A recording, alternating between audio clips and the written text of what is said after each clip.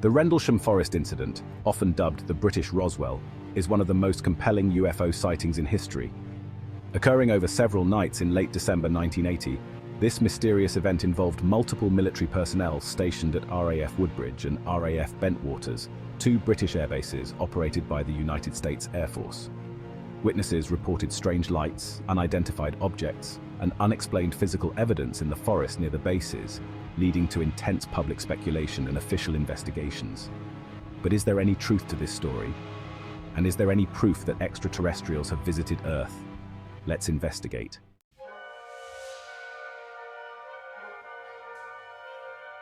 The Rendlesham Forest Incident occurred over a series of nights from December 26th to December 28th, 1980.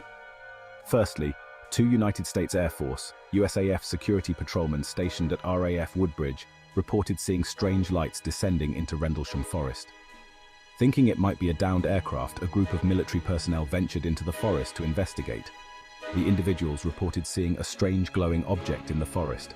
They described the object as metallic in appearance and triangular in shape, hovering or on legs, with a pulsing red light on the top and blue lights underneath. One of the witnesses, Sergeant Jim Peniston, claimed to have approached the craft closely and even touched it. He later reported receiving a binary code transmission upon contact with the object. This encounter lasted for several minutes before the craft suddenly ascended and disappeared into the sky.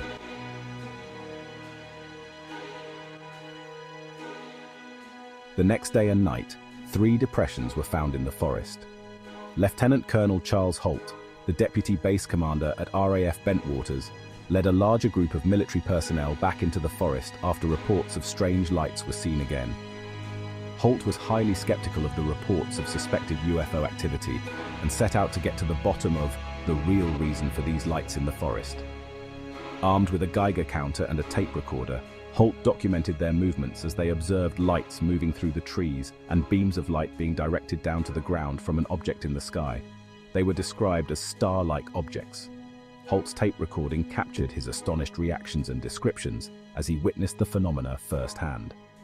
His group also found physical evidence in the form of indentations in the ground where the craft was allegedly seen, and higher than normal radiation levels were recorded in the area. An investigation in these readings suggested that normal background readings should be about 0.01 milliroentgens, but Halt's evidence showed 0.1 milliroentgens within the area of where the craft was spotted. It's believed that Halt was no longer a skeptic after this encounter that he simply could not explain.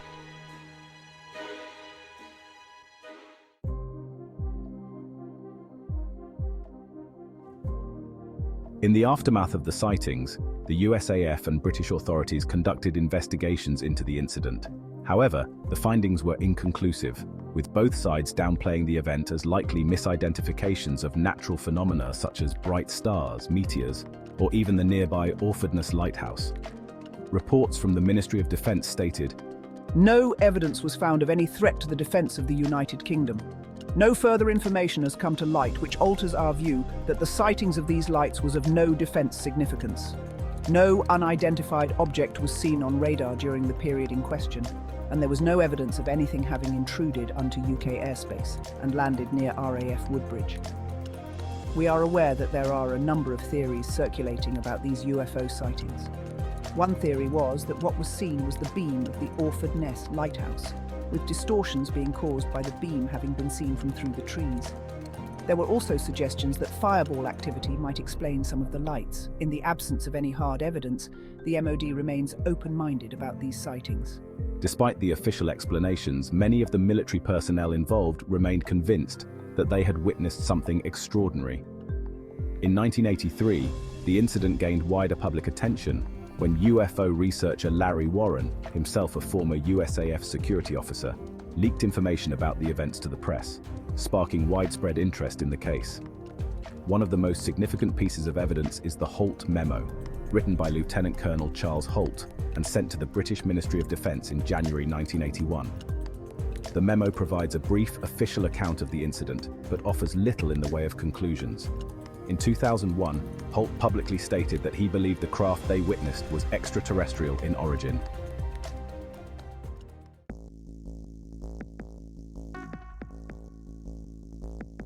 Sergeant Jim Penniston was one of the key witnesses. Penniston claimed to have touched the craft and later received a binary code message. In 2010, Penniston revealed a notebook containing 16 pages of binary code that he claimed he wrote down after the encounter. When decoded, the binary message supposedly revealed coordinates and cryptic messages, though this claim has been met with skepticism. Lieutenant Colonel Charles Halt was perhaps the most credible and high-ranking witness of the event. His tape recording of the encounter and subsequent public statements have bolstered the incident's legitimacy. Stay till the end to hear this recording. In interviews, Halt has remained adamant that the object he saw was not of this world. John Burroughs was a USAF airman involved in the incident. Burroughs has spoken publicly about his experiences, and along with Penniston, has pursued legal action against the US government for health issues allegedly resulting from exposure to the craft.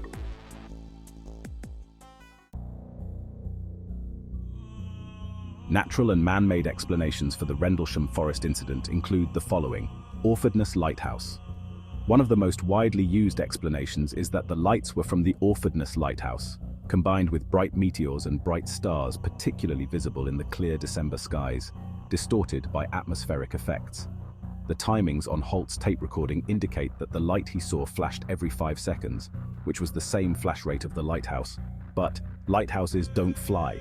The witnesses mentioned are adamant that something was in the sky, so this explanation does not appear to make sense. Military experiments. Some theories suggest that the incident was a result of military experiments, possibly involving energy fields in the forest and using advanced aircraft or technology. See our other video on Operation Paperclip, where the USA recruited Nazi scientists who had possible advanced UFO technology. It's possible that new experimental craft or drones could have been responsible for the sightings. Maybe it was the TR-3B that is rumored to exist. Alien visitation. Despite various natural explanations, some researchers and witnesses believe the incident involved extraterrestrial visitors. This theory is supported by the detailed descriptions of the craft and figures seen by multiple witnesses, and the binary code that Penniston received as proof of alien contact. Hoax and cover-up. There are also claims that the incident was a hoax or a setup by the SAS as a revenge plot on the USAF, after USAF officers accidentally arrested SAS operatives and accused them of being foreign aliens.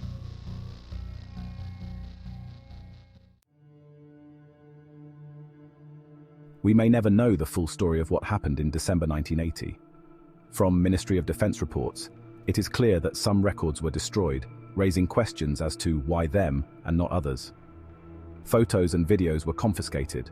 The Rendlesham Forest Incident remains shrouded in secrecy and is one of the most intriguing and debated UFO sightings.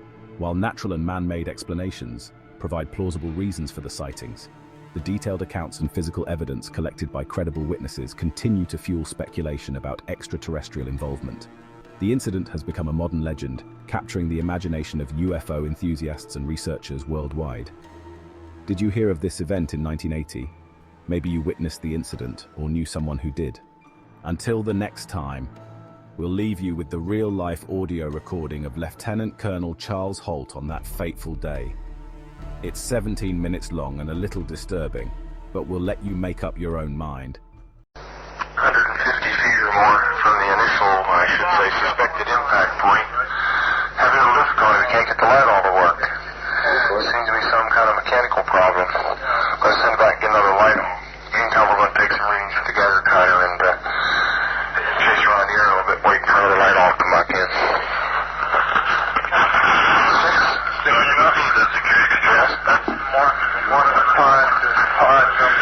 Okay, we're now approaching area within about 25-30 feet. What kind of readings we get? Anything? Just minor clicks. Minor clicks. Reading impressions. Is that all the bigger they are? Well, there's one more well to security control. We're still getting clicks.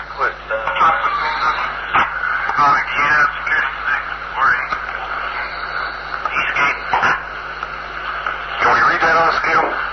Yes, sir. We're now on the 5/10 scale, and we're reading about third, fourth increment. Okay, we're still comfortably safe here. You don't have a light off? It's ready.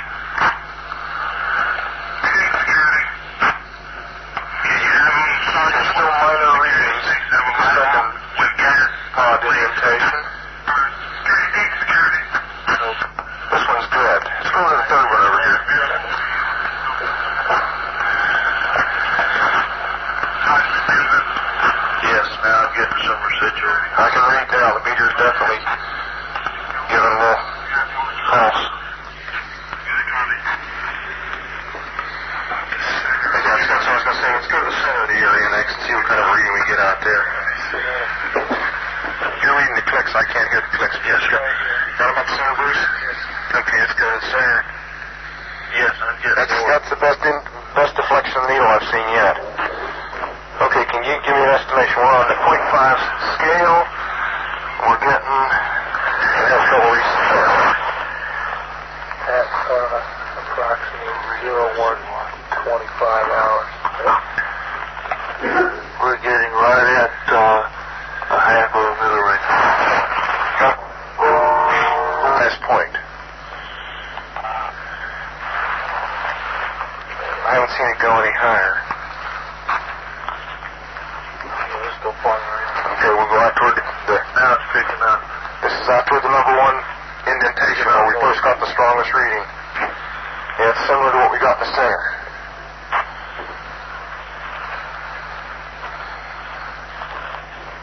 Not in a pod. It's mainly in the center. This looks like an area here, possibly. It could be a blast.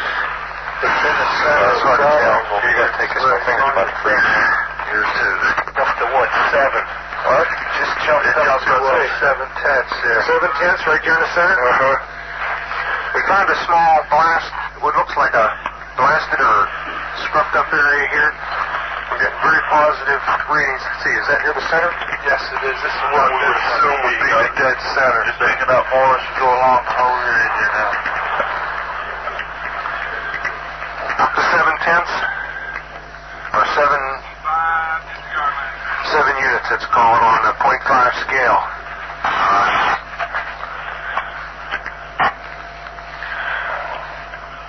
Okay, why don't we do this? Why don't we make a sweep? Here, I've got my gloves on now. Let's make a sweep out around the whole area, about 10 foot out, make a perimeter run around it.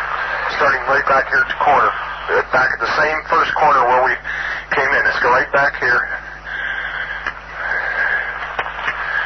Don't let it depend upon you counting the clicks. Right. Okay, let's start it. As they get louder. Then I can put the light on it and sweep around it. It would fly.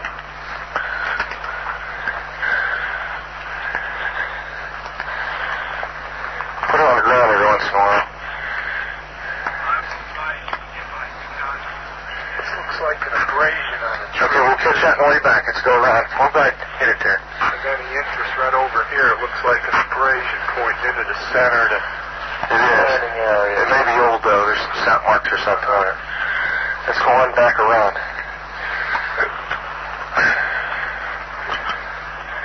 Alright. So it gives some extension on there. Yeah, this is an awkward thing to use, isn't it? Obviously I can carry it on my ears, but this one broke.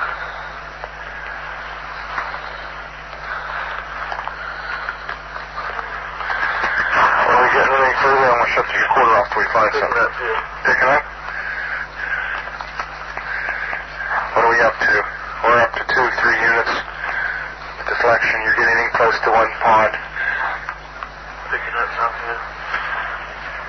Picking up. Okay, it's still not going above 3 or 4 units. Picking up more though. More frequent.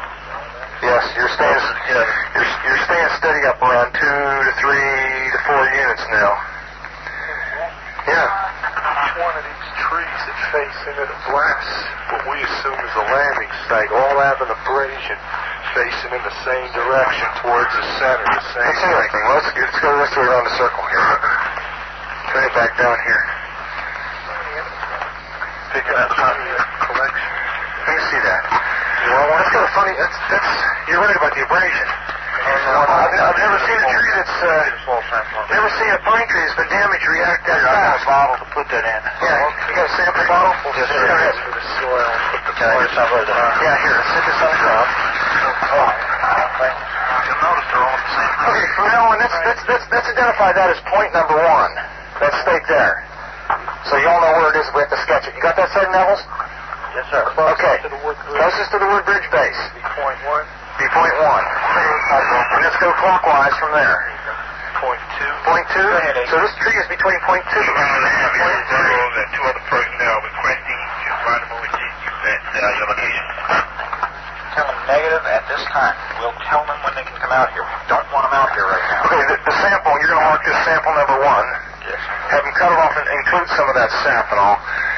Is between indentation location 2 and 3 on a pine tree about 5 feet away, about 3.5 feet off the ground. I've got some more, but There's a round abrasion on the tree about 3.5, 4 inches in diameter. It looks like it might be old, but strange as a crystalline pine sap has come out that fast. You say there's other trees here that are damaged in similar fashion? Yes, so I may go toward the center of the landing site. Okay, why don't you take a picture of that and remember your picture, and you got to be writing this down. It's going to be on the tape. You got a tape measure with you? This is the picture. Your first picture will be of the first tree, the one between Mark 2 and 3. Meantime, I'm going to look at a couple of these trees over here. we are getting some. You're getting readings on the tree you're taking samples from on the side facing the suspected landing site. 4 clicks max. Up to 4. Interesting. That's right where you're taking the sample now. 4. That's the strongest point on the tree? Yes, sir. If you come to the back, there's no clicks whatsoever. No clicks at all on the back. It's all on the Maybe one or side two. facing the... Interesting. The indentations look like something twisted as it got, as it sat down on them. Looks like someone took something and sat it down and twisted it from side to side. Very strange. We're looking at the same tree we took the sample off with this, what do you call it, star scope? Star You're getting a definite heat reflection off the tree, about 3 to 4 feet off the ground. Yes, where the spot is. It's Same place where the spot is. We're getting a heat. And the spot on the tree directly behind us, I picked up the same thing, and one off to your right. 3 trees in the area, immediately adjacent to the site, within 10 feet of the suspected landing site. We're picking up heat reflection off the trees. Like 5 and up. What's that again? Well, shine a light on again, Bob. Well, you have trouble hitting it? Yeah. Get right on the spot, and then when you want to Okay, turn the light on. you'll notice the white. Hey.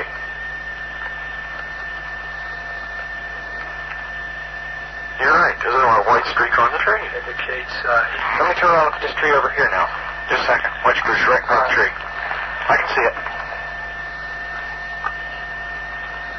Wait a minute, give me a little side lighting so I can find the tree. Okay, off. Alpha 2 security. I lost the tree.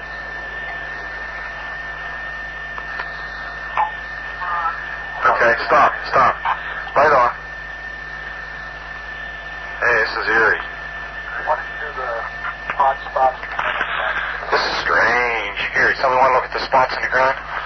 Whoops, watch your nose. We're walking all over the park here, sir. Okay, let's step back and not walk all over him. Come back here, somebody put a beam on him. But you're going to have to be back 10 or 15 feet.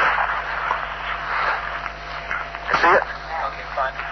Okay, lights off. He took this long to document. What do you think about the spot?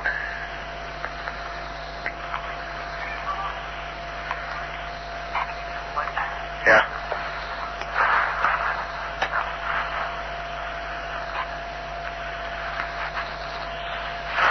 Want to see the first spot? Okay, that's what we call spot number 3. Let's go to the back corner and get spot number 1. Spot number 1. Here's spot number 1 right here. Spot number 1 right here. You need some light? There it is right there. You focused?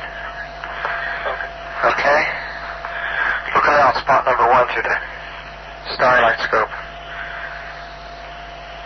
Take a slight increase in light as I go over it. Slight increase in light at spot number 1. Let's go look at spot number 2. Spot number 2 is right over here. Right here. See it? Okay, get focused on it. Tell me when. Okay. Lights on. Let's see what we get on it.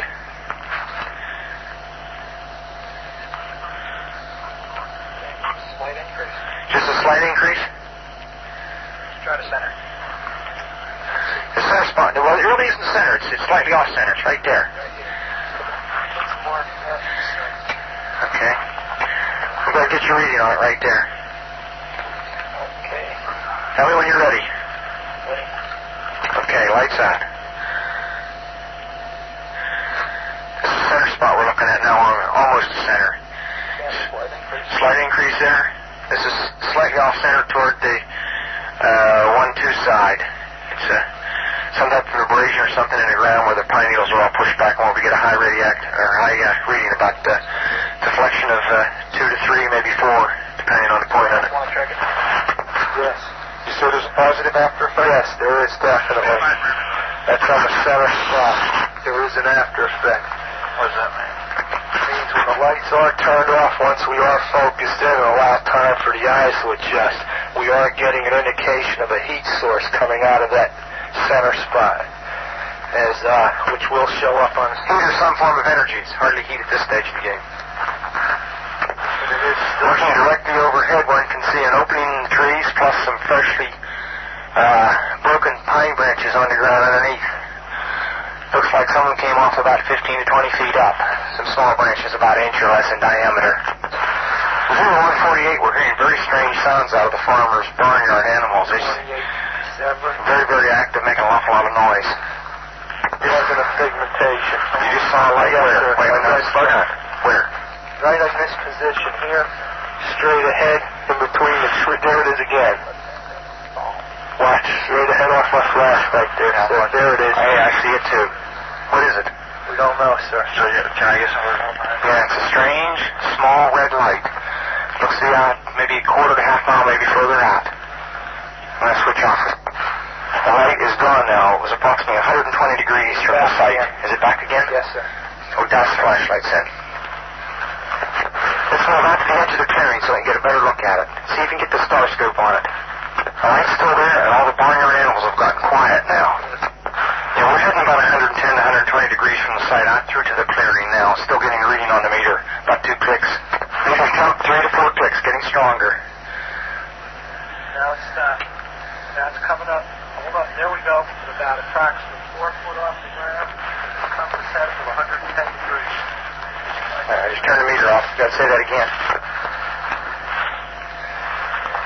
About 4 feet off the ground, about 110 degrees, getting a reading of about 4 clicks. Yes, sir. Yeah, but Excuse me. Now it's dying. no, it's not. I think it's something other than the ground. I think it's something variable here. It's a tree right over. We just frightened the first night bird we've seen. We're about 150 or 200 yards from the site. Everything else is just deathly calm. There is no doubt about it. There's some type of strange flashing red light ahead. It's yellow. I saw a yellow tinge in it too. Weird. It appears to be maybe moving a little bit this way. It's brighter than it has been. Yellow. It's coming this way.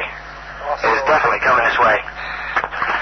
Pieces of it are shooting off. There is no doubt about it. This is weird. To the left. Yeah, definitely moving left. Two lights. One light to the front, Okay. one light to the left. Keep the flashlights off. There's something very, very strange. Keep the headset on. See if it gets any stronger. Okay. Give us a rundown. Notation that this is on a beta reading, too. It's on a beta reading? Beta Okay. still has been removed. Okay. Pieces are falling off it again. And it just moved to the right. Yeah. Off to the right. Strange. Oh, well, why don't we left? Let's approach to the edge of the woods up there. Can you undo without lights? Let's do it carefully. Come on. Okay, we're looking at the thing. We're probably about 200 to 300 yards away. It looks like an eye winking at you. It's still moving from side to side. And when you put the star scope on it, it sort of has a hollow center, a dark center. It's like the pupil of an eye looking at you and winking. And the flash is so bright to the star scope that it almost burns your eye. We passed the farmer's house and across in the next field. Now we have multiple sightings of up to 5 lights with a similar shape and all, but they seem to be steady now rather than a pulsating or glow with a red flash. We just crossed the creek, and we're getting what kind of readings now? Getting 3 good clicks on the meter, and we're seeing strange lights in the sky. 244, we're at the far side of the second farmer's field, and made sighting again about 110 degrees. This looks like it's clear out to the coast. It's right on the horizon. Moves about a bit and flashes from time to time. Still steady or red in color. Also, after negative readings in the center of the field, we're picking up slight readings, 4 or 5 clicks now on the meter. 305, we see strange strobe-like flashes to the rather sporadic, but there's definitely something, some kind of phenomenon. 305 at about 10 degrees horizon directly north. We've got 2 strange objects, half moon shape, dancing about with colored lights on them. That gets to be about 5 to 10 miles out, maybe less. The half moons have now turned into full circles. As though there was an eclipse or something there for a minute or two. 0315, now we've got an object about 10 degrees directly south, 10 degrees off the horizon. And the ones in the north are moving, one's moving away from us. It's moving out fast. This one on the right's heading away, too. Yeah, we're both heading north. So here he comes from the south. He's coming toward us now. Now we're observing what appears to be a beam coming down to the ground. This is unreal. 330, or 0330, and the objects are still in the sky, although the one to the south looks like it's losing a little bit of altitude. We're turning around and heading back toward the base. The object to the south is still beaming down lights to the ground. 0400 hours, one object still hovering over Woodbridge base at about 5 to 10 degrees off the horizon, still moving erratic and similar lights and beaming down this area. It sounds crazy, right?